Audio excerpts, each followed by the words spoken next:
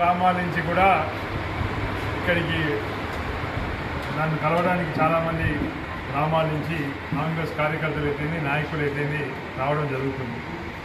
వాస్తవంగా మొదటి నుంచి కూడా మన కాంగ్రెస్ పార్టీలో ఆనవాయితీ ఏముంటుందంటే గ్రామ స్థాయి సర్పంచ్ ఎన్నికలు జరిగేటప్పుడు ఇవి పార్టీ గుర్తుల మీద జరిగే ఎన్నికలు కావు. అందుకోసమని జనరల్గా మన కాంగ్రెస్ పార్టీ ఆనవాయితీ ప్రకారం గ్రామ శాఖలు కూర్చొని వాళ్ళ దగ్గర ఉన్న అభ్యర్థులను వాళ్ళు నిర్ణయించుకోవడం జరుగుతుంది. ఇక్కడ కూడా మనం అదే ఆనవాయితీ ప్రకారం నడుచుకుంటున్నాం. చాలా గ్రామాల్లో వాళ్ళ కమిటీలు ఏకగ్రీవంగా కొందరు అభ్యర్థులను పెట్టుకున్నారు.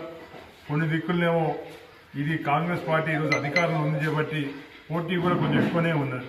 అందుకోసమే ఇంకా కూడా సమన్వయం పరిచి రేపటి వరకు విత్డ్రాయల్ టైమ్స్ ఉన్నాయి కాబట్టి అందరితో మాట్లాడే ప్రయత్నం చేస్తున్నాం. కానీ కొన్ని దశల్లో మాత్రం ఎందుకంటే కాంగ్రెస్ పార్టీ మేము అధికారంలో ఉన్నాం సార్, మేమే గెలిచి వస్తాం, మేము మా బలం చూపిస్తామనే సందర్భాలు కూడా లేకపోలేదు. అయినా కానీ నేను అందరితోటి మాట్లాడే ప్రయత్నం చేస్తున్నాను. ఎందుకంటే మనం ఖచ్చితంగా గెలవాలంటే మన పార్టీ తరఫున ఒకటే అభ్యర్థి ఉంటే నయం అనేది నా ఆలోచన.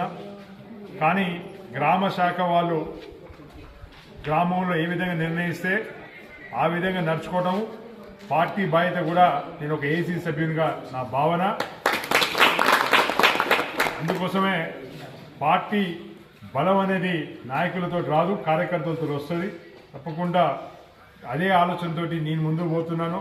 ముఖ్యమంత్రి గారు అయితేంది, పిసిసి అధ్యక్షుడు గారు అయితేంది కూడా మంత్రివర్గం కూడా మొత్తం అందరూ కూడా చేసిన సూచన అదే. ఇక్కడ మన స్థానిక ఎమ్మెల్యే గారు ఉన్నారు, జిల్లా అధ్యక్షుడు మన గుడిపాటి నరసన్న గారు ఉన్నారు, చేటి వెంకన్న గారు ఉన్నారు, చాలామంది మండల పార్టీ అధ్యక్షులు ఉన్నారు. చెప్పి అందరు పెద్దలతో కూడా మాట్లాడుతున్నాం. ఎక్కడ ఇబ్బందులు ఉన్నప్పుడు కూడా అన్నీ కూడా సరి చేసుకుంటూ చేసే ప్రయత్నం చేస్తున్నాం. రేపటి వరకు కూడా సమయం ఉంది. 100% పైన రేపు సర్పంచులుగా కాంగ్రెస్ పార్టీ అభ్యర్థులు గెలవబోతున్నారని చెప్పి